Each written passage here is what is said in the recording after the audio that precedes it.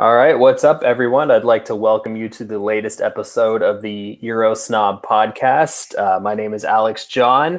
I know it's been a little while. Sorry about that. There's a lot of things that come up in life, but all good things. But I know going into the summer and the next season, we plan to be on a much more regular schedule. But I am joined by my good friend, Zach. Zach, how you doing today?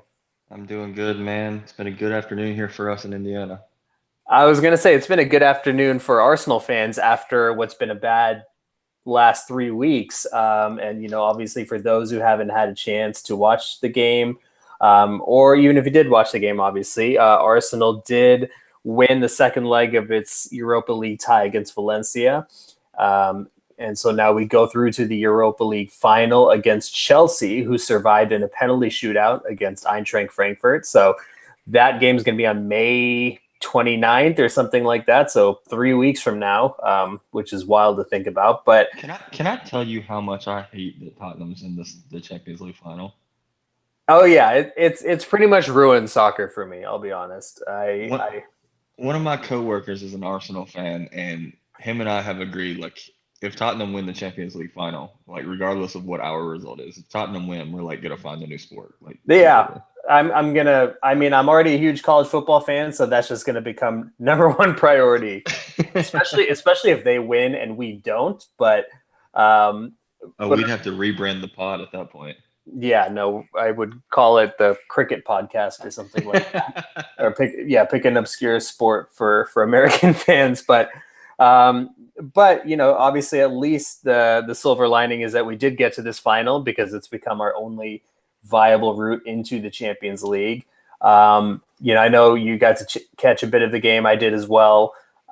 What were your kind of takeaways, just from a big picture perspective? I mean, obviously the big story is going to be Aubameyang and Lacazette, and Aubameyang getting the hat trick in our biggest game of the season, and really saving his best game for Arsenal for today. And boy, did we need it, because we went down early 1-0.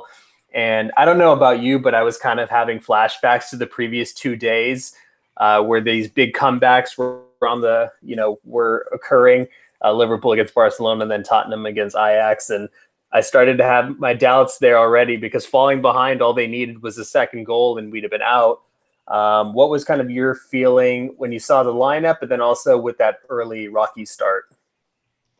When I saw the lineup, the first thing that I thought was this is probably the best lineup we have. In the way that he's going to form it, this is probably the most powerful we can be. So I was real proud of that. I had really high hopes going in, and yeah, we started off a bit, rocky, gave up the first goal, but I really think, and I agree with you, coming to play at the right time. Aubameyang kind of just, as they say, took the game by the scruff of the neck and really just won it for Arsenal. I think it was a really top performance all the way around. I mean, we were, like I said, really shaky at the Mestalla, which is a intimidating ground in itself, but a little bit shaky at the start. But overall, I think it was a very top performance. Yeah, I think it's interesting, because I think if we had come into this second leg at a 2-1 lead rather than 3-1, I feel like the feel would have been completely different. I think 3-1 gave you just a little bit of leeway to where even one mistake was not going to cost you the tie. We definitely looked defensively shaky to start with. I thought Monreal got caught out a couple times. They kept getting the ball into the box in dangerous positions, and we looked like we were scrambling a little bit. But after that first goal, it almost seemed to settle us down a little bit, which I thought was great. I thought we might capitulate like we have in some of the Premier League games when we've fallen behind early. But it really didn't happen here. And I think that Aubameyang goal was huge, because I think their crowd is really starting to get into the game. And um, I thought we might be a little bit phased by the occasion because of last year against Atletico Madrid, when we were in a good position in that tie and sort of threw it away. Were you kind of having flashbacks to last year, or did it feel different because not only were we up against a lesser team, but a team that doesn't defend nearly as well as Atletico? Well, that's, the, that's a really specific question. I mean, yeah, I didn't really think that as bad, being that just like you said, you came in with a 3-1 lead. If it was 2-1, it would have been a lot different. Um, at the same time, coming in with a 3-1 lead, we knew they had to attack. and they knew that if we scored one goal, that we would have to, or they would have to attack even harder. So although they kind of came out and bombarded us at the beginning, you're right, after the goal they settled, and were really able to play on the counterattack, I think, very well. And it kind of played into our favor, which is, having the two forwards at top, it's really easy to counterattack with a forward line that looks like that. So I wasn't as rattled as much when they scored the goal because I knew we still had the cushion. I wouldn't say I had any kind of flashback towards Atletico Madrid. I mean, that was a nightmare second leg performance. I mean, after the red card in the first leg, we should have scored, a lot more goals. And anyway, no, I think it was a completely different situation. Valencia, they're a really good side, but I wouldn't call them necessarily on the same level as Arsenal, kind of as a long term. I know they have a long history in La Liga, but I don't know. I wouldn't keep them on the same level as us, even with our current struggles. Yeah, But like I said, it was a good victory. Yeah, like Valencia doesn't have the top end talent that Atletico did. I mean, Atletico was trotting out Griezmann and Costa and Godin. I mean, I think Valencia's best player is probably Guedes, the winger, and he's a good player, but I wouldn't call him a star by any stretch. I think he's someone who could become that. Guys like Gamero and Rodrigo are good, solid center forwards, but not necessarily world-class strikers. And their defense is nothing to be worried about. I like Gaia, their left back, but other than him, I've always felt like we could kind of carve through that defense pretty quickly as long as we were decisive. And to be honest, in the first leg, I feel like we probably could have scored a couple more goals. And Lacazette had 2 chances that he missed. So I felt like you said, we would be able to create chances on the break. And I think Aubameyang really utilized his pace in an intelligent way. He didn't always just make the run behind. Sometimes he would stop short, receive the ball, play it back, and then spin behind, and I think Lacazette is an intelligent player because he recognized, when Aubameyang comes short, maybe I'll go a little bit longer to provide another option. So it was really kind of an interesting way that they balanced each other, even more so than in other games. And I feel like they really kind of felt the burden of trying to carry the team, especially with Ramsey out and who was someone who would have been an automatic starter in games like this. Yeah, I mean, I think they definitely felt and took on the burden for sure. But I think a lot of it was more the fact that they were pushed up so far. Spanish teams generally like to play closer to you anyway, kind of unlike a lot of the Premier League sides, even, halfway up the table, kind of sit back. That's just kind of how I observed the La Liga being played. So I think it was more attributed to that. I mean, they had a lot of space in behind the center backs, and especially with the one his name is escaping me, but he's a legend. He's just getting up there in age. Garay? Was it Garay? Yeah, Ezekiel Garay. Yeah. Yeah. So with an older center back like that versus Lacazette and Aubameyang together with so much pace and agreed intelligent runs with that much space, I mean, they really had no chance. And that first goal we scored kind of came off of the interplay between the two. If I remember, Aubameyang kind of won a ball. It went up in the air, and then Lacazette headed it on into Aubameyang's path, who hit just a gorgeous strike. And I didn't think he was going to shoot from that position, but he hit it kind of on the volley, perfect placement. And, I think from there, I felt pretty good about our position because at 1-1, at the very least that even if they scored 2 more goals, it doesn't beat you. It just puts you in a position where you potentially have to go into extra time. But, all things considered, from there on, I felt a little bit more confident. Yeah, I would agree. And I didn't expect him to shoot either. He took a really weird touch off kind of the abdomen area. It wasn't even really off the chest. And then he just took it early. And I think he caught everybody, you and I, goalkeeper and everyone by surprise with it. So there we go, 1-1. So when we went into halftime, it was 1-1. Valencia scored. I think it was about between 10 and 15 minutes after halftime, and then we scored again. No, I'm sorry. I take that back. Lacazette scored 5 minutes after halftime, and then Valencia scored to make it 2-2. And at 2-2, I think we all knew it was pretty much over because they would have needed another 3 goals to beat us at that point. And And what was kind of your thought on Lacazette in that goal that he scored, and the spin, the turn, and then the ability to place that ball, in the bottom corner where the keeper had no chance of saving it. For Lacazette's size to be able to, take the touch, create the space, shield off the defenders successfully while maintaining control, and then fire a rocket into the corner like that. I mean, I'm glad we have him. Aubameyang, to all his credit and fox in the box nature, ability to be there and score goals, Aubameyang could have never have done that. He just doesn't have that ability, the same ability Lacazette has to hold up the ball, even as a smaller guy. I mean, he might 6 foot, maybe 5'11". I think he's under 6 feet, yeah. But he's got, over the last couple of seasons, that Premier League kind of pace and strength, and I think it really showed in a goal like that.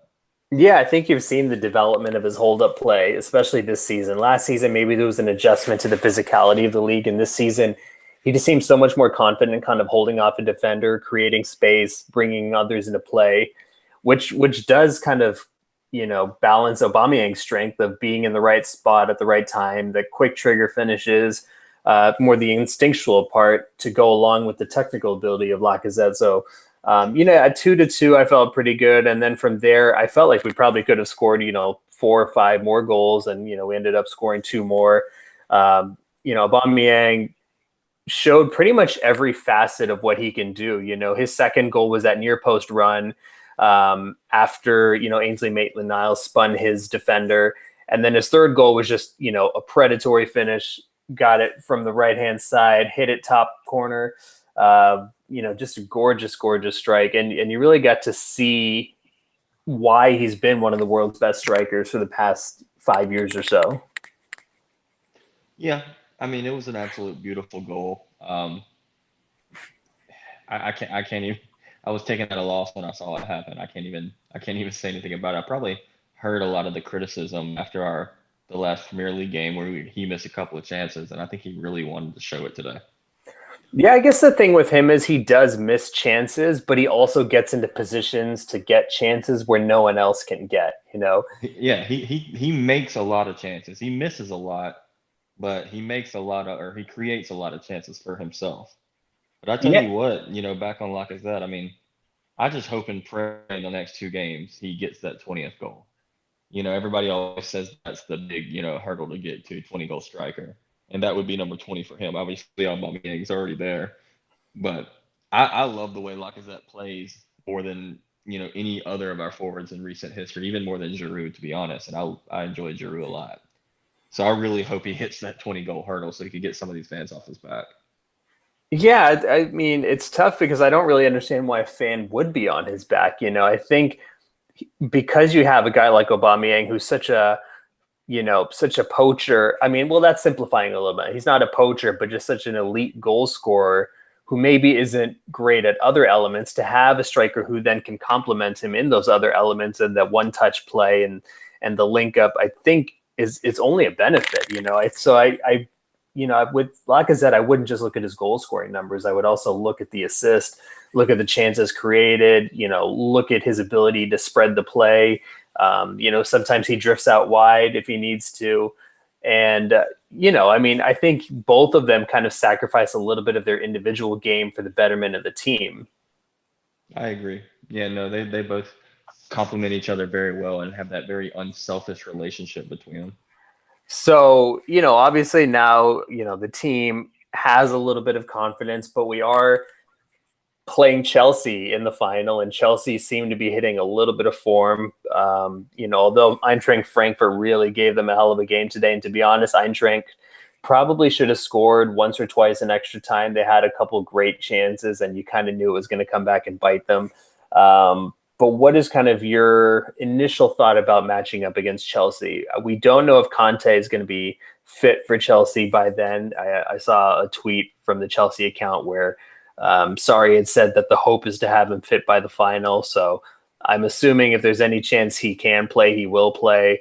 Obviously, having Hazard to go against is concerning, and Higuain as well. Obviously, I would have loved to play Eintracht Frankfurt. No disrespect to them, but I'd rather have avoided Chelsea. I know people say, "Oh, well, to win a trophy, you want to beat the best." I think that's stupid. I want to beat the worst. I want to. I want as close to a guarantee of a win as possible. So I'm not sure why anyone would be excited about this matchup, but maybe I'm wrong on that. What's kind of your opinion on getting that matchup in the final? Firstly, I think I'm probably the only person who's not super jazzed up about the fact that there's four English teams in the two finals. I really think it's kind of boring, and maybe that's kind of biased because I primarily watch Premier League and I watch these teams every week. And I kind of wanted to see somebody else, but I don't know. I'm not super jazzed by it. And when I got Chelsea, I didn't really get a chance to see the game today with the work schedule, but I saw the last few minutes of it, and it's just I can't believe the for lack of a better phrase, the balls on that center back for Frankfurt in the fourth PK that tried to meg the keeper, from the spot.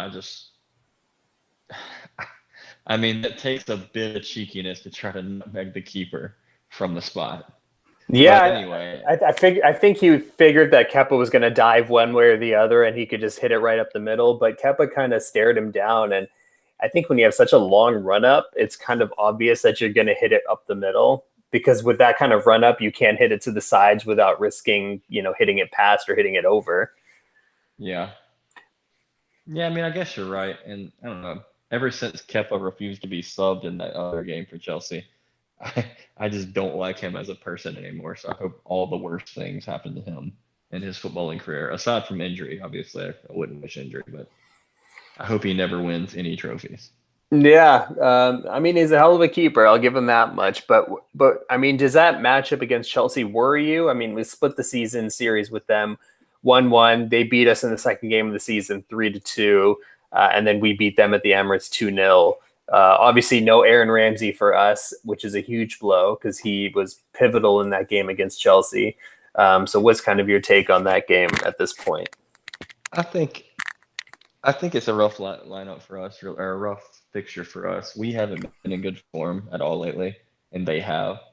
The one solace I think, kind of maybe I'm speculating about, is if Eden Hazard is on his way out the door, he might be a little bit less keen to risk himself and risk getting hit and risk getting injured, even though it's a final. And I'm not saying he's not a professional, he's going to not try, but he may not want to jump into as many tackles if he's keen to move on in the summer. It's going to be really hurting his value if they, has a torn ACL or, whatever. That might be something we can look at and see how he plays. Conte, I'm not, I mean, I respect his ability, but he's never really had, even at Leicester, a huge game against Arsenal. Not that I can recall. I mean, he's solid always, but I mean, I'm not super worried about him. It's more Hazard, Higuain, Willian or Pedro, or who ended up playing for him. Every time that we play Chelsea, it almost feels like it's almost like it's playing a video game. It's like they're in the perfect spot every time, and it just drops to them. So I guess the more I think about it, I'd rather have played Frankfurt, just because I don't fear Frankfurt in the way that I fear playing Chelsea. Yeah, I'd 100% agree with that. And something I was just thinking of when you were mentioning that was, not only do we not have Ramsey, there's a potential that Mkhitaryan might not play.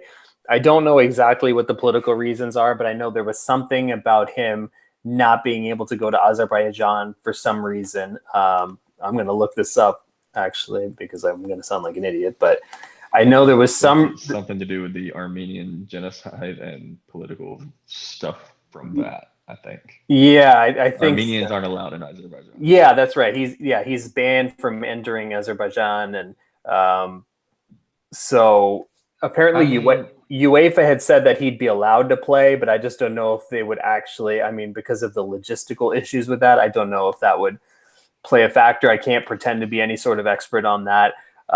So, potentially not having him, even for depth would be an issue, I think. So, because then Iwobi basically becomes your only attacking sub if you assume that we play the same front three of Ozil, Aubameyang, Lacazette.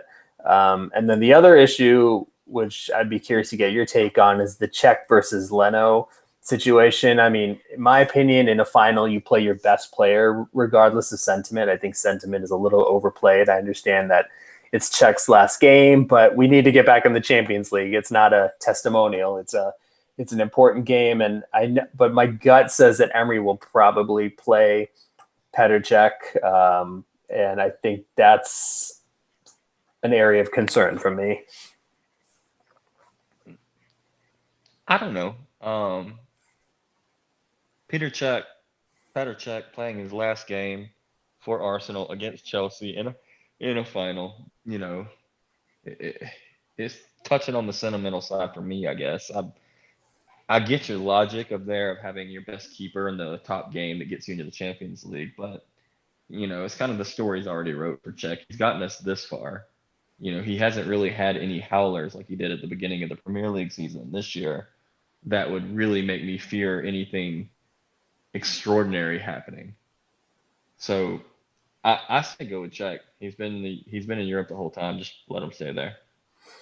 Yeah, for me, it's just I don't feel the sentiment with it. I just feel like there's too much on the line for Arsenal, and I do think in a game like this where Chelsea is going to dominate possession, in all likelihood with their midfield, to have a keeper who's so bad with his feet and constantly kicks the ball out of play and loses possession, I think that is a potential weakness there. So I do think it will be Cech that plays, just because I think Emery is probably, you know, in he'll probably agree with your line of thinking with the sentiment and kind of the story that writes itself, him going out against his former club in his last game, and who knows, maybe that inspires him in some way or another. But you know, and this is a game that we'll certainly talk about as we get closer to it and kind of see what the injury situation is. But I mean, if you were to make a prediction at this point, what would it be?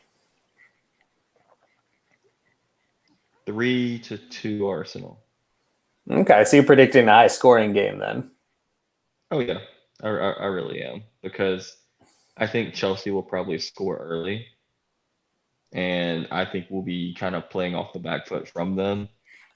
But we've really had good luck in finals in recent years, so I'm real confident with our ability to go into a final. So I think I'm okay. With it. I think 3-2 would be a solid result for us. Oh yeah, hell, any win would be a solid result. I don't care if it goes to penalties, and you know, like, I don't know how much Emery's history in this competition weighs into it. I mean, it's really tough to say because he did it with different teams. He didn't do it with Arsenal, so you don't know how this group of players is necessarily going to fare. But I'm sure there is some weight you can put in that.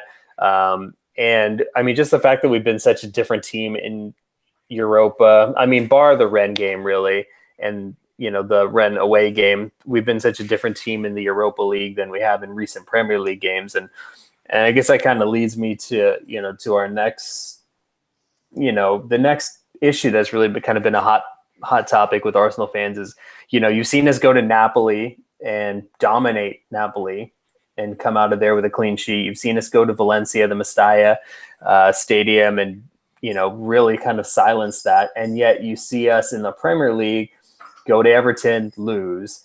Palace at home, lose. Leicester away, lose. Wolves away, lose. Brighton at home, draw.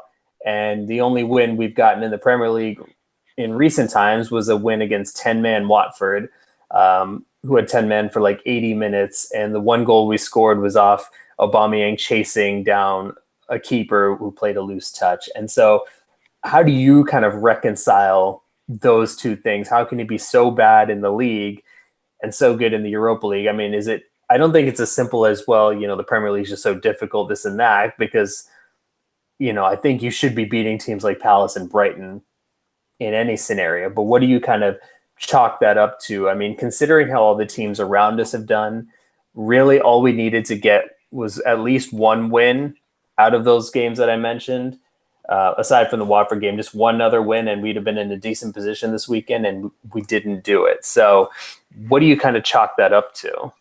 Do you think it's Emery's setup? Do you think it's a psychological thing? Do you think, it's kind of crept in the players' minds? Or do you think that we just don't cope well with teams in the Premier League because of their physicality when they press us on the road? No, I mean, I don't think it's the physicality. I mean, yeah, we've got some weaker players that don't handle it well, but I don't think it's physicality. It is tough to pinpoint what it is. I mean, you could look at Unai Emery looking towards the European nights as a reason to rotate the squad, the El Doozy midfield combo that we've seen a couple of times.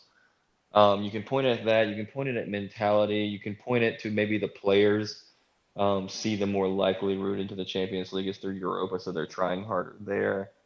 But what I can't get past, I'm okay with them losing, or not okay, but I'm not pissed off at it. That I guess I'm most frustrated that everything that we needed the teams around us to do happened. It would have been so easy for us to be in fourth, if not third place, with just an average performance from us. I mean, we've been so poor over the last, month and a half that it's almost been embarrassing to watch. It really has in the Premier League. Yeah, I mean, like you said, I caught it on Twitter as soon as I seen it. I mean, Aubameyang's goal versus Watford. I mean, that's got to be the most sweaty U14, I don't know what I'm doing goal. I mean, how often do you see that at that level of the game? So I don't know what to say. I wish I could pinpoint what the reason is, but for me, it's just same old Arsenal. Yeah, it's frustrating because, like you said, literally every result that needed to go away did. You had Tottenham going down to 9 men and losing to Bournemouth. You had Chelsea dropping points to Burnley. You had Manchester United going on a long point, winless streak. And you had everything really kind of fall into our hands to where even if we were moderately decent on the road, we could have pulled out points. I mean, the Leicester game, I know Maitland-Niles got wrongly red carded, and that did change that game. But the Everton game, I mean, we looked hopeless from the start. Like you said, we played the El Neni Guendouzi midfield, and that was just a clusterfuck. And we saw that midfield again at home against Palace, and that similarly was a clusterfuck. So, obviously that's one thing. The rotation, I certainly take that into account. I know Maitland-Niles needed a rest, but to go into Palace and play El Neni and Jenkinson is just, it had to be one or the other. Yeah, and Mustafi, exactly, who apparently played that game with the sole purpose of causing us to lose it. But I'll get into that later. But just, I understand rotation is a thing, but I also think that it has to be strategic. Like, I don't think you can rotate 3 or 4 players at a time. I think rotation needs to be like 1 or 2 players every couple games, and that way everyone kind of rotates in and out for a game or two. I don't think you can do these wholesale changes because, you mentioned that maybe the players think that, well, they thought that our most viable route into the Champions League was through the Europa League. But if you looked at it, we were in 4th place solidly. We had everything in our hands. So that should have been seen as a viable way to do that. And so it boggles my mind kind of how quickly we capitulated in some of these games. And how about that loss of goal difference? We had so much of a lead. I mean, even if we just lost those games, 0-1, and just, Arsenal, we gave up a 1-0 goal at the 89th minute like Arsenal does. But to lose them by 3 goals, give up the goal difference we had to put us into the point now where, an 8-goal difference we have to turn around. I mean, Everton, please, I'm praying for you. Everton, do it for us. I mean, the only way that happens is if Tottenham gets a red card early. I mean, realistically, it's not going to happen, but it's exactly what you said. We ruined the goal difference. I think we were up like 6 or 7 on Chelsea at one point, and we blew that.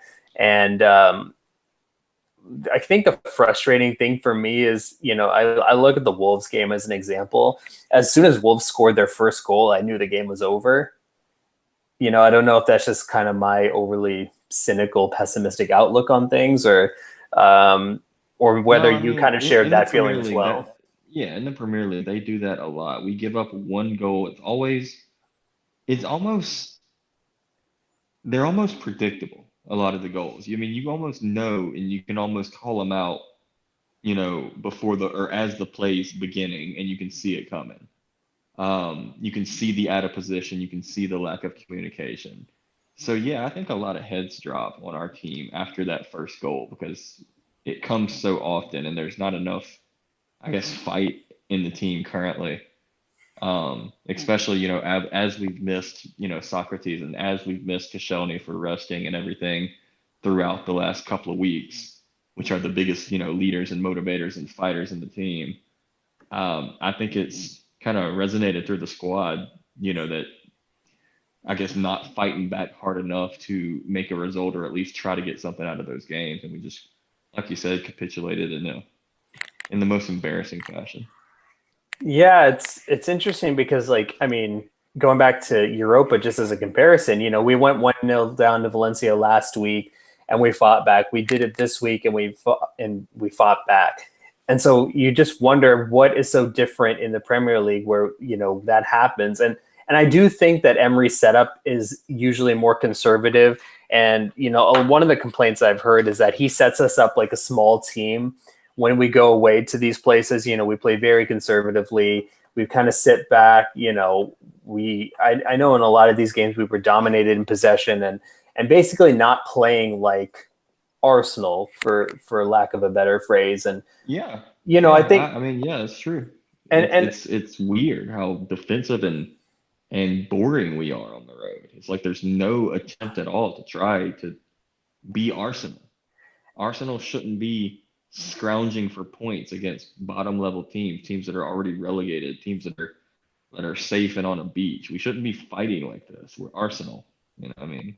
yeah, Come on. it's one of those things where we look like almost like not intimidated. I want to say intimidated, but somehow we think, Frightened. oh, yeah, we do look frightened. We look like, oh, this team is coming at us. We better just sit back and defend rather than trusting in our ability.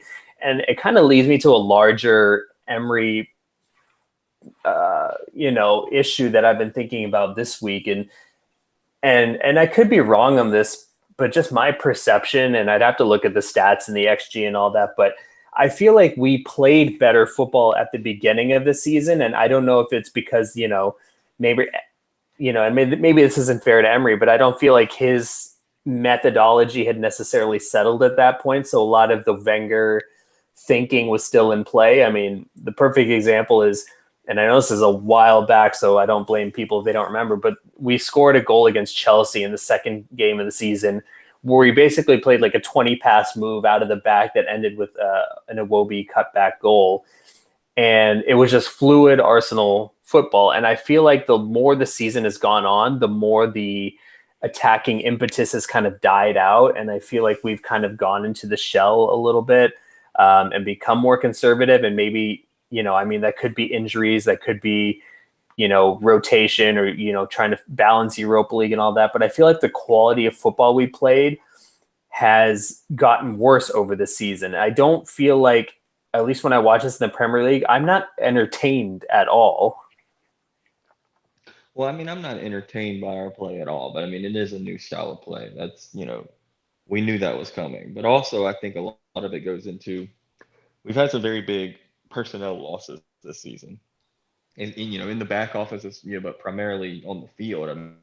Hector Bellerin went down, Rob Holding went down, Welbeck went down, and although two of those players aren't full-time starters like Bellerin, they're very, very top squad players. And as you mentioned, several moments ago, we don't really have that many attacking subs at this part of the season with Ramsey out, with Welbeck still out.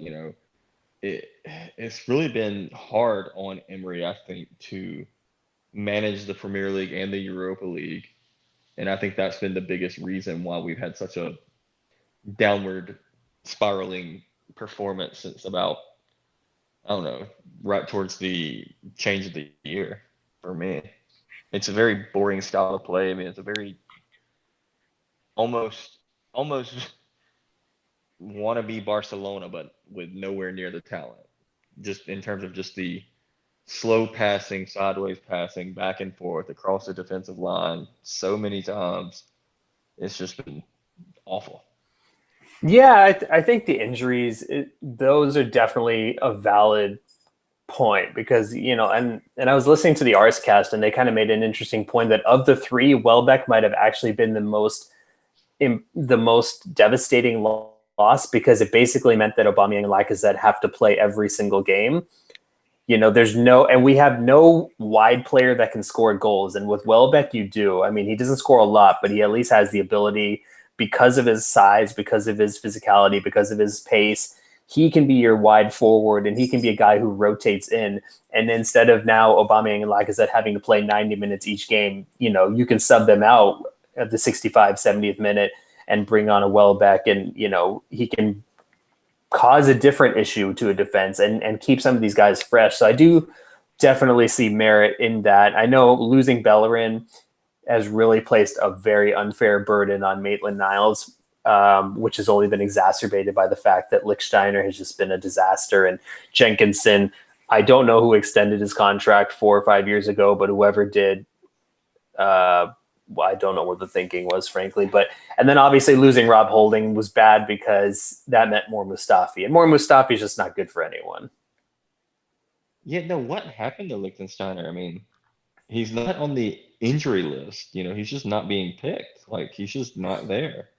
I mean, you got to think if Jenkinson is being picked over you on the bench, that it's just that either Emery just does not rate him at all, or maybe there was something behind the scenes. I mean, I really don't know. I mean, I know he'll be gone at the end of the season. There's, his contract will be extended, but I really thought that we would get something out of him this season, even from a leadership perspective.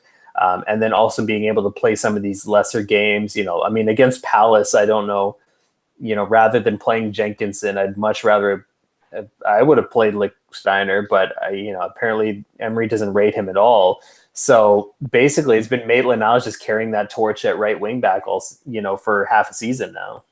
Yeah, I mean, it's got to be a personality thing for me. It really does because I like Liechtensteiner. I mean, he's not the paciest for the Premier League, but he could have been rotating, a game here and there. And the shithousery that he, comes out of. I mean, that's always fun to watch. Um, in the games when he just winds people up, it's great. But I mean, you're right.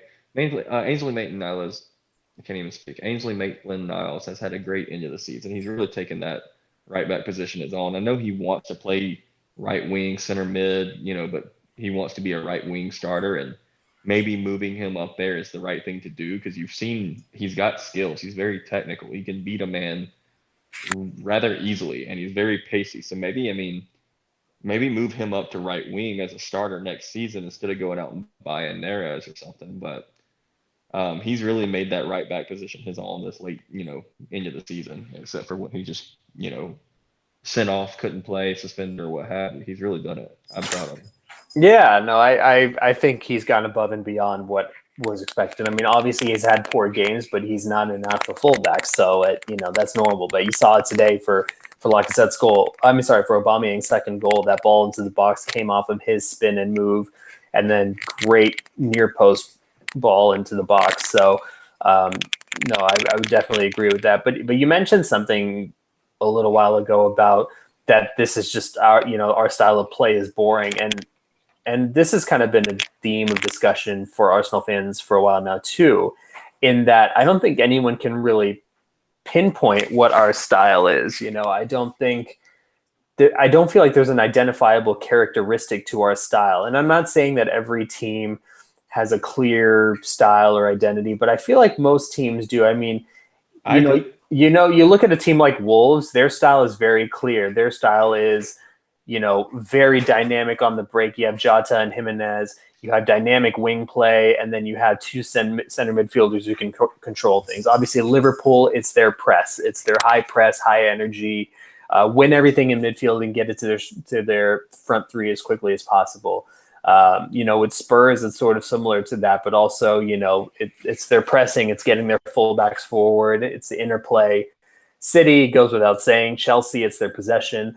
I couldn't tell you what exactly our style is, and I feel like Emery and maybe this isn't his fault because, like in his first press conference, he was still learning English and all that, and he's still in the process. So I don't think he can express what he really wants to say.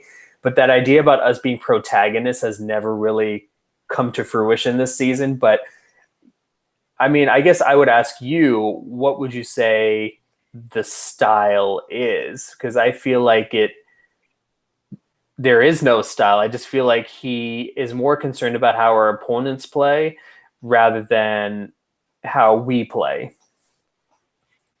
Bad. Our style is just bad.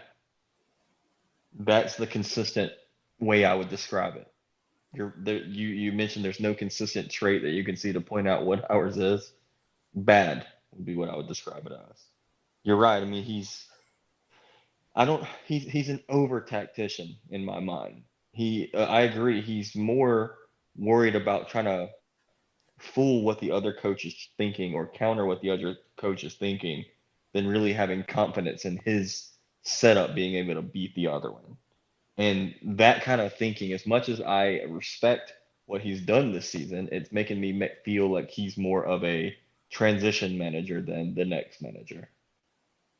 Oh, I would 100% agree with that. I feel like he is a stopgap manager. And, I feel like his sole purpose needs to be get us back in the Champions League. And to be honest, I wouldn't have said this earlier in the season, but I mean, just after this Premier League stretch, I mean, if he doesn't win Europa League, I mean, I personally would have no issues looking elsewhere. But I know that the club is not going to do that. They're not going to sack a manager after 1 year, regardless of what some of us may think about the style and things like that. And also, I just think there's been issues throughout the season. He didn't use Ramsey and Ozil for the first part of the season. We dropped a lot of points to smaller teams that we really didn't need to drop. Then he kind of caved on that and did start using them. And it just feels like he kind of flip-flops on a lot of things. If you were going to take this principled stand that, no, I'm not going to play these guys, then don't play them. But then don't all of a sudden say, well, now the results are bad, I'm going to bring these guys back into the fold. And, I want to be a protagonist, but I'm also going to play with three at the back.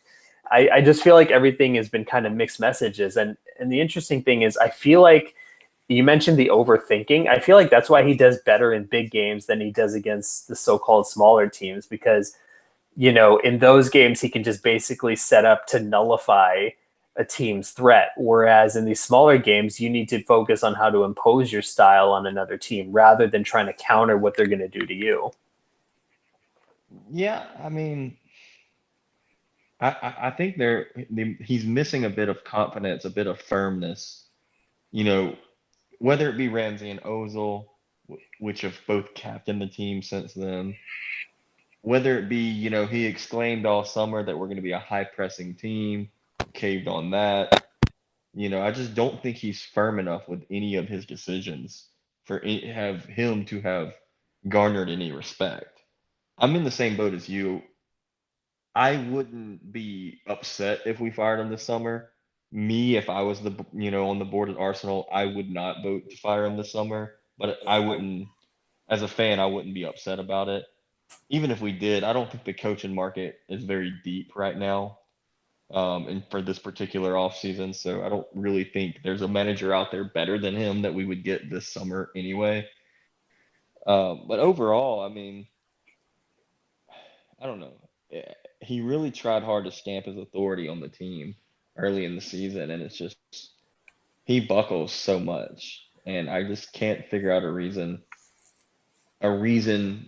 for him to continue that kind of a almost altering stance. I mean, it's got to be confusing to the players, and I think there's been several times where Xhaka came out the other day or the other week saying, "I don't know why I wasn't selected as somebody else." I've heard players come out say, "I don't know what I've been told to do." It's like they don't know; they're just being sent out there and hoping for the best.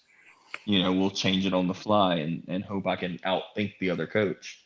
Neil Warnock or whoever is coaching some lowly team that's probably going to have one very, very specific and very boring tactic, and he just has to outthink it instead of just playing his own. Yeah, and the funny thing is, well, not funny, but it's just kind of interesting, is that we went on that long run at the beginning of the season, like 20 undefeated, and people were saying, "Oh my God, this guy's a genius, this and that."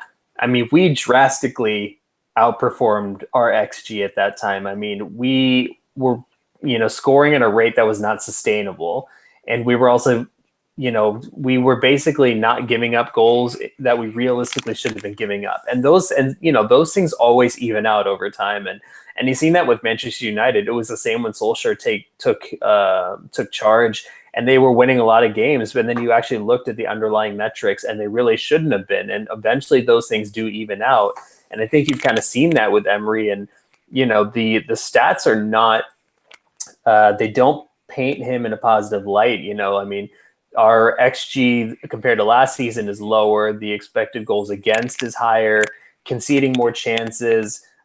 We are doing better in the league, but I would point to the fact that United, Spurs, and Chelsea have all been terrible in the league. I think Spurs have lost 12 league games this season or something like that, and they're still going to make top four.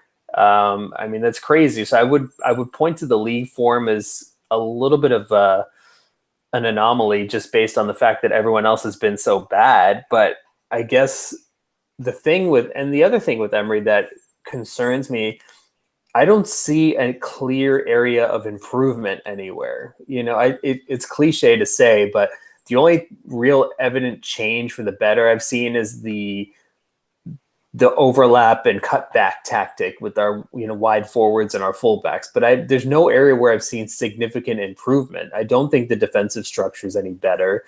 I don't think our midfield necessarily presses better than it did. I mean, am I just being too harsh here? Or, I mean, where have you seen improvements? I mean, I'm with you. They're few and far between. I think we're a transitioning team from an Arsene Wenger team still. That's why I wouldn't be keen myself to let him go this summer, is because I really, we all knew it was going to take 3, if not 4 transfer windows for him to really get what he wants in there, especially on the quote unquote limited budget that we do have. Um, so I want to give him another season, to see what he can really do. I mean, I'm not really big into the XG. Um, and looking at games and performance that way. For me, it's more wins and losses and performances on the field. Um, so, I mean, I don't know. It's really hard to say. I say give him another year and give him another couple of transfer windows. Let him really get the players he wants. Because, I mean, our midfield, it's changed. When Torreira came in, and I think Torreira's really made it a lot better when he plays with Xhaka. So, I mean, I think that's maybe a small area of improvement, but we really haven't changed much at defense. Socrates wasn't an improvement, I would say, as much as he was just equally as good as what we were getting, out of Mustafi and Mertesacker last season. So we haven't really had time to, or I guess money to really expand the team and change the team. So I say give him another year. And I guess my counter to that is, what have we seen from him that would make you trust him to pick the players wisely? Because, I mean, there's been several times where he's gotten it right. There's been several times where he's gotten the subs right and changed the team to change the result. Well, no, but I'm saying in terms of like signing players, though, in terms of the type of player he values, what has given you confidence that, yes, if we give this guy 100 million, he's going to sign the right player? Because, I mean, again, we don't know what happened with the Denis Suarez situation. We don't know if we're just like, we need a body, and Emery's familiar with this guy. We always see these links to Ever Banega for some reason, and guys that he's coached before. And I think from all reports, he's very comfortable with guys he's worked with before. So do you trust him, let's say even if we do get Champions League, and we don't know exactly what the transfer structure is, and we'll kind of get into that later, but do you trust him to spend that money wisely? Well, I do trust him. I think we're being linked with all these players that he knows, is because if it's a player that a coach knows, he knows he can plug him into a spot and what he's going to get, so he can not worry about that position and what he's going to get out of it. So I mean, I don't not trust him. He hasn't given me a reason to not trust him, especially with the transition of our board and football leadership since Arsene Wenger's departure. And then, Sven Mislintat's departure and even Gazidis' departure. I mean, we're very much in a transition all the way around. That's why I'm not so keen to jump to a quick conclusion and jump to a quick decision on the coach and on the transfer dealings. Yeah, January wasn't great, but the last couple of windows have been good. I think they have been improving the overall, in terms of changing the team into a new philosophy. I think so. Well, but I mean, if you look at last transfer window, I would argue that the best signings we made were Mislintat signings. Guendouzi was clearly a Mislintat signing. I believe Torreira as well, and probably Leno. And I don't know which signings were necessarily Emery signings. So now that the guy who was our supposed transfer guru is gone, I worry that we're not going to make those kinds of signings, which are the ones that I think we need. I've always said we should operate in the Dortmund space of like young, promising up and comers. You take a few risks and then, some of them pan out. And if they pan out, either they become a star or you sell them on. But that's kind of the space we need to operate in rather than buying more veterans. Because if you look at the squad, we have a lot of players coming to the wrong side of 30. I think Ozil's 30, Aubameyang's 30, Mkhitaryan is right around that age. Socrates is over 30, Koscielny is over 30, Monreal is over 30. You're losing Czech and Welbeck. I mean, there's going to be a lot of turnover in the next few years, and I worry that if you give money to Emery and he doesn't necessarily spend it on quality, to build for. Is he the one picking the players though? I guess that kind of leads me to the other, one of the other things that I know you and I talked about is the technical director. And so maybe a lot of this is unfair to put on Emery, but we don't exactly know what Raul Sanllehi does. I don't think anyone does. But we've been rumored and a lot of good journalists in Brazil are reporting that Edu Gaspar, he used to play for Arsenal in the early 2000s and was on that Invincibles team, is supposedly coming in as a technical director.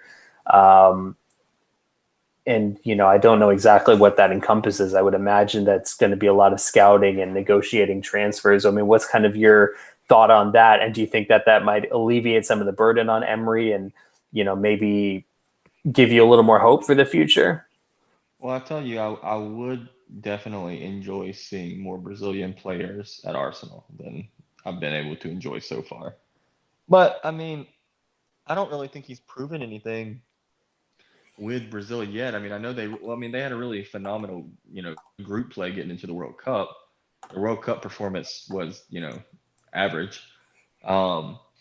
So I mean, I don't really think he's proven very much as a technical director or I think he's a general manager is his title there or what have you. Whatever you call it. But, I mean, he's got that sentiment factor of being a former player. So, I don't know. I can't really judge him. The sample size is just so small. I did some reading on him after we talked the last couple of days. And you want to say that it would be a good signing, that it's just what we need. But, I don't know. It's just too early to tell. But, kind of like you said, what does Raul Sanllehi do? I mean, I really don't know what this club does anymore, to be honest. I don't know what Arsenal is anymore. That's the thing. There's such a lack of transparency at the club that frustrates so many people. I mean, Stan Kroenke just basically issues these press releases about how he's got ambition to win all the top honors, but yet he doesn't put a dime of his own money in. We have the self-sustaining model. Josh Kroenke is apparently the more ambitious one, and he was kind of involved with the manager search, but he is rarely around the club. Gazidis leaves as soon as he puts his new structure into place. He went and took the big money from Milan. Mislintat, from all accounts, basically fell out with Sanllehi, and I think he wanted the title of technical director and didn't get it.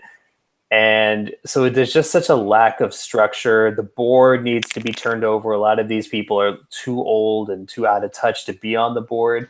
So, I think the appointment of a technical director is promising. I think I'm actually not too disappointed that Monchi didn't get the gig.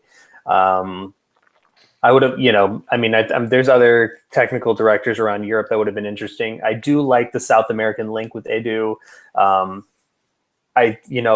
From all accounts, this is mostly coming from South American reports, but we're going to sign a Brazilian teenager, Gabriele Martinelli, in the summer for $6 million, who apparently a promising young player out of there. And I'm totally cool with taking shots on, South American youngsters. And I'm hoping that he can kind of get us into that market, assuming Brexit doesn't ruin the work permit situation. But that's another story. I don't know enough about that. But another story for another podcast. Exactly. But I do think that might be a practical issue. But, you're talking about a guy who, like you said, was the general manager and general coordinator of the Brazilian national team. What ties is he going to have to the big European clubs in terms of going in and negotiating these transactions? Your guess is as good as mine. It really is. That's why, I got no confidence. I have no confidence going into it really with either one of them. At least Sinyehi was pulling the strings at Barcelona. He's got something under his belt, but I don't know. I don't even want to try and judge Edu right now. It's just, I don't know enough about his ability to even try to make a judgment. Well, the other thing is he's staying till the Copa America finishes, and that's midsummer. So yeah, I'm sure he's provided a list of people or targets he wants to send Yehi, and hopefully has him working on those deals. And again, a lot of this is predicated on making the Champions League. I think, our budget probably goes up at least 50, 60% if we make Champions League. If we don't, we're really in a sticky situation where there's got to be some big outgoings to clear room. That's just kind of the reality of it. And kind of what I wanted to wrap up with is just from a squad building perspective. Petr Cech is leaving, Danny Welbeck's leaving, Aaron Ramsey's leaving. There's a few other players in the squad that I think we all know need to go, but it's another question of how much can we realistically get for those guys. And then the flip side of that is you can't sell 10 players in one summer. That's just too much squad transition. Like you said, it is a transition period, and that I think that would make it incredibly difficult. So maybe, who are 3 or no, let's say 4 or 5 players that you think we need to move on in the summer? Mustafi. Shkodran Mustafi and Mustafi. Are we naming other players? You can list Mustafi 5 times because I think he deserves it. Honestly, I see nothing wrong with what you said. Mustafi, Elneny, Janko, would be the 3 easiest to point to. Maybe Emi Martinez as well. I don't really know if he's good enough to be our number 2 unless he's going to be an actual number 2 like most clubs have, where they never play unless it's an emergency instead of splitting time like we've been forever, it seems like, with all the most recent goalkeepers. But really, Elneny, Shkodran Mustafi, Jenkinson, maybe Mkhitaryan I'd add to that list.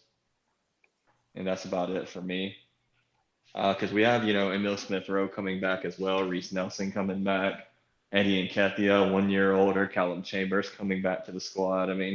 Rob Holding will almost be like a new signing. So those are the 4 that would be on my willing to let go list. Yeah, no, I think those are all good names. And actually, you brought up the point about some of those young guys coming back.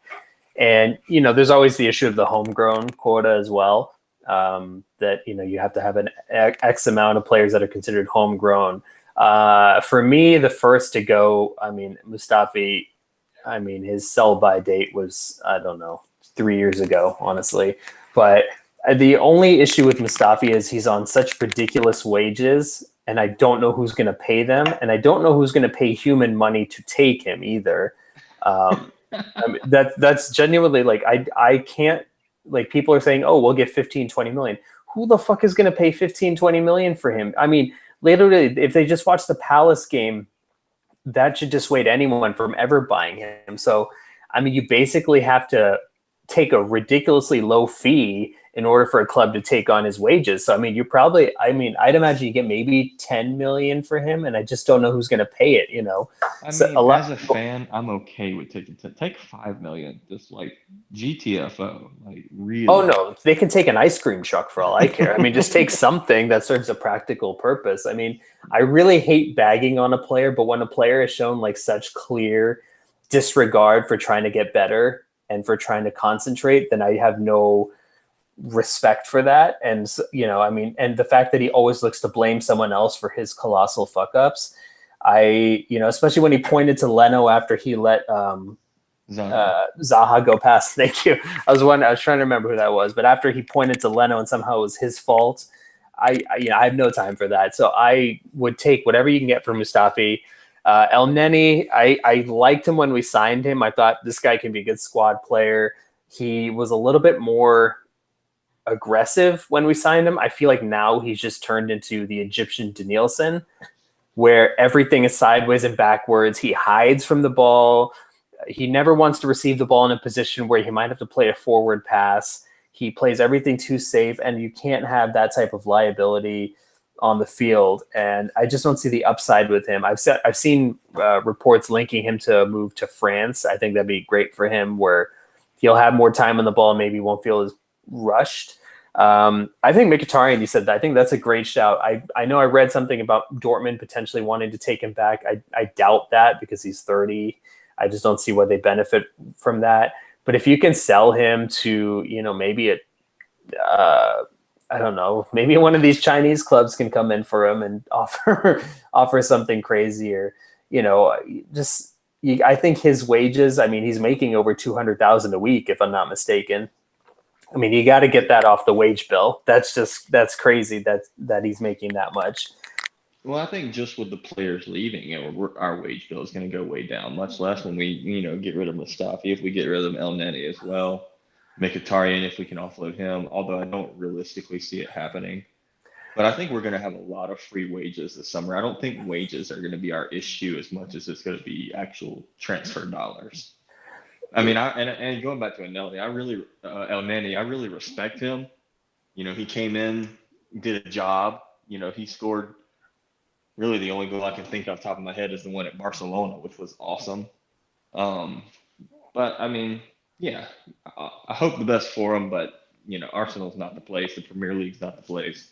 Yeah, like you said, sideways and backwards. I mean, I don't know if I doubt he can drive a car. I really do. Because he probably is just in reverse the whole time. Yeah. I mean, the whole time. I mean, again, and I'm glad you said that. Like, I have nothing against him as a person. From everything I've read and seen, he's a great team player, gets along with everyone. Sometimes just is not the right fit for you, and you got to kind of find a level where you can thrive. And there's no shame in that. Jenkinson, I mean, I don't understand how he's on the wages he's on. What is he on? I think he's on like 45,000, which for a third string, I'm talking like American football, but basically for a squad player, third choice right back. Thank you. I was wondering what the phrase was. Third choice right back to be making that much, especially when he hasn't even been hacking it at like championship level. I think he's got 1 year left on his deal too. So I don't know who exactly is going to take him. Yeah, but he's done okay. You know what I mean? He's nicked the living for sure. He's not Arsenal standard, but when he's came in, sometimes he's done all right. But that's I think he's like a championship player for sure. Yeah, and that's the thing. Like, if you've got Bellerin back, then you have Bellerin and Maitland-Niles. I think you're set at right back. So I don't think, and then you can have other guys you can fill in. Well, Maitland-Niles is filling in a pinch. He's not a right back. Right, but I don't see him starting at any other position. So I think his best chance to get playing time is going to be at right back. Unfortunately, I don't see. I know you mentioned as a right winger, but if we insist on playing Aubameyang and Lacazette, we don't really play with a traditional winger. Well, yeah, I mean, you're right there. But... I would love to see him play on the wing, but I'm just saying from a squad building. Emery went back to a 4 at the back.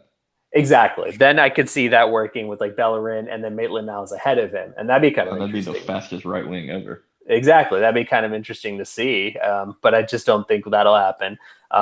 In terms of other players in the squad, apparently we activated Monreal's 1-year extension. I don't know why. Because he's consistent. I'm all right with that. I feel like we talked about that mentality issue. I feel like he is one of the ones with the weak mentality. I feel like I've watched so many Arsenal games where teams have carved through us, and instead of defending, Monreal's looking at the assistant, wondering why offside wasn't flagged. His hand goes up every single time an attacking player comes near him. And I also think he's lost his pace. So really, he can't play left back. He's got to be a backup center back. And I think if you've got Holding coming back and, Mavropanos potentially becoming something, I think he's someone Chambers. And that's actually what I would ask you about, because of the English premium and how much players that are English can go for. Would he be a sellable asset? He had a good season at Fulham. I like him as a center back. I don't want to sell him. So you would keep him? I mean, let's say you got an offer of like 15, 20 million for him. Would you take it? Okay, I mean, 20 million. Yeah, I'd take 20 million for him. But I mean, I wouldn't be actively shopping him around, to be honest. If I was in charge, obviously I'm not, but I wouldn't be shopping him around. Yeah, I like him. I mean, he's a decent player. He kind of runs around like Raheem Sterling with his little hands up. But he's a decent player. He's definitely no longer a right back, just like Monreal is no longer a left back. But yeah, no, I mean, when going back to Monreal, I mean, I'll get back to Callum Chambers in a moment, but going back to Monreal, I mean, I think they activated his extension probably with the knowledge that he's not going to play near as much next season. Because I think he'll be, 33 next season? Let me look that up while you're talking, actually. But, I mean, he brings a consistent level to the game. I mean, yes, he always waves for offside, and yes, I have seen him give up. But more often than not, he's Mr. Consistency. He's always going to give you a solid performance. Not a 9 out of 10, but a 7. Relatively solid 7 week in, week out with him. And I think that's the reason why they gave him that extension. I mean, it's good to have a solid player in your squad.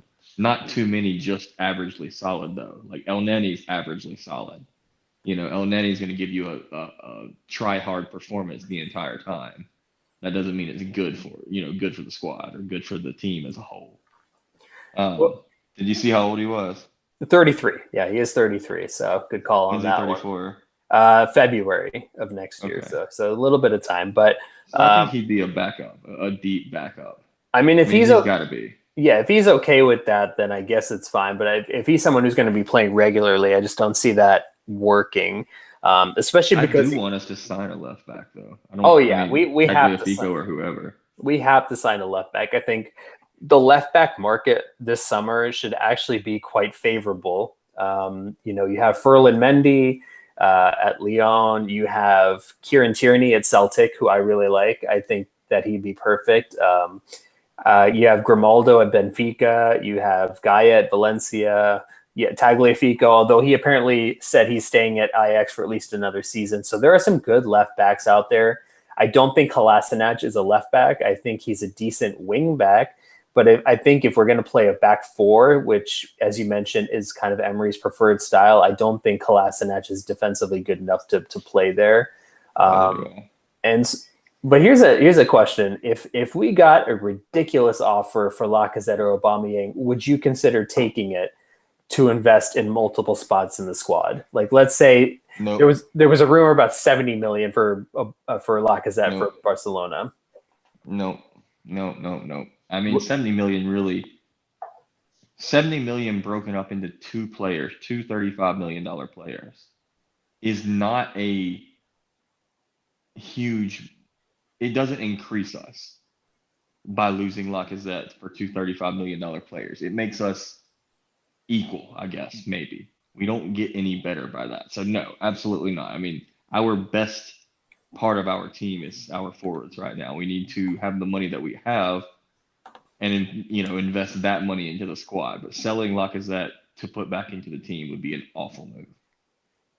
And same for Aubameyang, presumably. Absolutely. Or more Mesut Ozil. I mean, I would not be willing to sell any forwards going into the summer at all.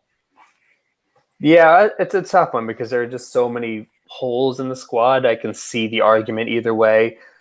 For me, the priorities this summer have to be left back, center back, a wide forward who can score, and a center midfielder.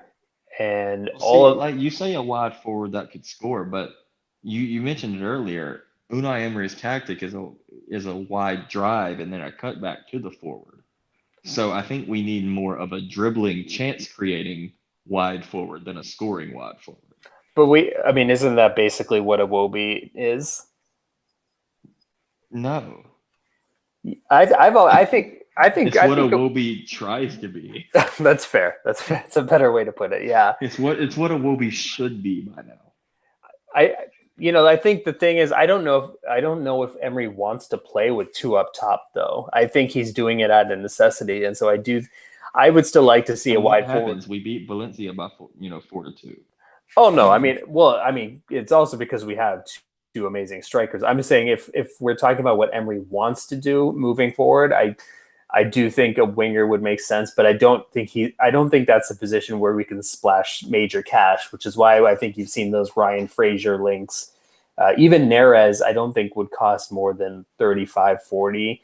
But I think the top priority's got to be center back. I think if there's any way you can get Umtiti from Barcelona, you got to figure out a way to make that happen. They're saying Umtiti's a done deal. Him and Lacazette are like super good friends. And Koscielny, God love the captain. Koscielny is so broken down. It's tough to watch him run, isn't it? It really is. And you love it so much because he puts every bit of himself into every second of the game. I love Koscielny. He's an excellent player, an excellent captain. He for years just led our defense. But it's so rough to watch his body decline faster than his mentality on the field. I'd agree. He still plays like he's 29 or 28. He still plays very hard. Yeah, I think. I actually wouldn't be surprised if he retires this summer. I really wouldn't. Neither would I. And I wouldn't be mad at him either. No, he's given us everything. It's like have you seen The Dark Knight Rises? Of course. Okay, remember that scene where Catwoman tells Batman, like, you don't owe these people anymore. You've given them everything. And then Batman's like, not everything, not yet. I feel like that's Koscielny. So he's going to give us our Europa League title, and then he's going to fade off into the sunset. That would be the best way for him to go. I think he deserves to lift. He's 34 or 32? 34, I believe. So... Yeah. So if you lose, let's say that happens, then you really need a dynamic center back. And I think Umtiti, because Barcelona is supposedly going to buy De Ligt, they have Longley, they have PK. I don't know where Umtiti fits. I think you can convince him, hey, especially if you get Champions League, you can say, hey, we're in the Champions League. You're going to be an everyday starter. You're going to play with your friend Lacazette. It's just a question of getting Barcelona to sell, really, and how much that would cost. So that's my priority. After watching Ajax, I really want Donny van de Beek in midfield. And then just get me a really good attacking left back. And then I can be okay with not buying a premier winger. I think if you address those other three spots, you can do it for about 100 million or so, I think. I think you're about right on the price, but I wouldn't be so much going for an attacking left back. I want a left back who can attack. And I say it that way specifically to focus on the defensive part of the position, is because Monreal, with his loss of pace, and Kolasinac with his abundance of pace and unwillingness to get back, I want a defensive left back that can also attack on occasion. He doesn't have to be Bellerin, but we need somebody defensive first. That's why of all the ones that you mentioned, I like Tierney from Celtic as well. I really would like to see that. I feel like it's a lazy comparison, but because they're both Scottish, I do think his game is a little bit similar to Andy Robertson at Liverpool, who just has had a fantastic Champions League campaign. You know, that ability to get forward, but also get back defensively. I think that would be a huge, boost to the squad. I agree as well. And I don't know who it has to be, whether it's coming through the club or what, but Arsenal needs to get on the train of this young English wave of talent that's happening right now. You know, with Liverpool, with I say English or English/British. You know, with Robertson, Trent Alexander-Arnold, Manchester City, Raheem Sterling, and then they got Phil Foden. You've got Rashford at the other United, and then McTominay and that other kid that just came up. Chelsea is the only other one like us that just doesn't have it, and we gotta before the season's over, not season, but before the I don't know how to say it, era of English talent goes, we have to find one for ourselves, not only for the quota, but just to have that mentality in the team. Yeah, and it's also interesting, and kind of going with that is, there seems to be like this arrogance of Arsenal fans between buying players from like the Championship or buying players from lower Premier League teams. There's good talent there. You've seen Liverpool has really taken advantage of that market. I know, Wijnaldum's not English, but he was playing for Newcastle, who got relegated a couple years ago, and they picked him up. And you got Shaqiri from Stoke, and they've bought players from, Jordan Henderson came from Sunderland. There's talent there, and there's, I know Norwich has I forget if he's a left back or right back, Max Aarons. He's a really highly thought of fullback. I can't believe I don't know what position he's a right back. I think he's a left back. Right back. Okay. So yeah, so like, a guy like that, coming up, or someone like that, there's definitely talent to be unearthed if you scout properly and if you're financially smart in how you allocate your resources. But again, so much of this is going to depend on the Champions League and Europa League situation. I think, if you're back in the Europa League, it's going to be a huge blow because, I think I've heard a lot of analysts say this, but it's so much easier. It's so much harder to get back in the Champions League the more time you spend out of it. I think it's all eyes towards the Europa League final. And of course, it's on a work day in the middle of the day, so that'll be great. But I think I'm getting sick on that day. Yeah, I can already feel it coming on. But I want to wrap things up. But before we go, any kind of final thoughts on Arsenal and where things are headed, and kind of your feeling about the club? I mean, I like to stay as optimistic as I can. I really think that all those parties involved, no matter if I agree with their opinions, I think they're doing it for the betterment of the club. So as a whole, as much as I complain and moan and bitch about it, I think we're moving in the right direction. Whether Unai Emery is the long-term right direction, I think as a part of this transition, I think we're doing the right things, at least trying to. So, full steam ahead towards the Europa League final. This weekend, I don't know if I would play any of our top players. I know the FA has that thing about rotating the squad too much and degrading the value of the Premier League games or blah, blah, blah. But there's no point, There's no point in us fielding if we field, top players, let's say Lacazette goes out there and rolls his ankle and he's out of the Europa League final. I mean, that absolutely fucks us. Or Koscielny bums his Achilles again, or Xhaka goes down with one of his, every once in a while month-long injuries. Just something like that it would be so Arsenal for us to pick that up, an injury like that up to a top player, and him miss the final. So I wouldn't field, Emi Martinez in goal, Mavropanos and... Well, Emi Martinez is on loan right now, so he probably won't. Oh, did he? My fault. I completely forgot about that. But no, I take your point though. Yeah, absolutely. I wouldn't play a single first team player. Unless Jenkins can have a go. Yeah, but you put Jenkins in, you can put El Neni. I don't really care, but don't. I would put Joe Willick out there. I mean, Joe Willick, I'd put him instead of Elneny. He changed my mind because I think Eddie and Ketia. Oh yeah, I mean Eddie. I mean, I would give Iwobi a start, and maybe the captains aren't bad. You know, go you Iwobi. Yeah, I have no issues with that. I think you have to be smart about allocating resources, and at this point, the goal is Europa League. It's just the bottom line, and there's no point in jeopardizing that. But on that note, I know we've gone a little bit long, so I appreciate anyone who's been listening all the way through, and hopefully it was nice to get back on here, and I promise we will get back on a regular schedule. But Zach, I appreciate your time this evening, and where can the folks find you on Twitter? At ZMTaylor13.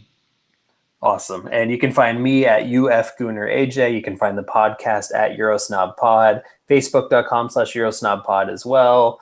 Drop a review on iTunes, all that good stuff. But for Zach, this is Alex signing off. Appreciate you guys listening. Bye-bye.